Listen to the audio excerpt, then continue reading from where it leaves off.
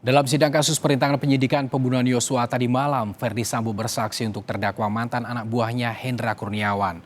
Dalam sidang, Sambo mengaku tidak berani jujur kepada Hendra soal skenario tembak-menembak.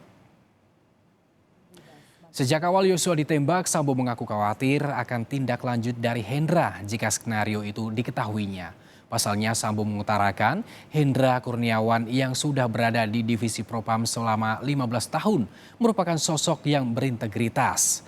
Sudah banyak anggota Polri yang ditindak selama Hendra berada di divisi Propam Polri.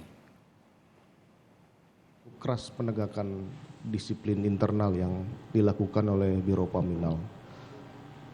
214 di tahun 2001 personil Polri ini sudah dilakukan operasi tangkap tangan.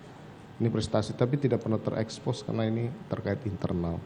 Nah kemudian itulah yang kemudian menjadi penyebab saya khawatir dia memiliki potensi untuk tidak bisa mengikuti skenario saya.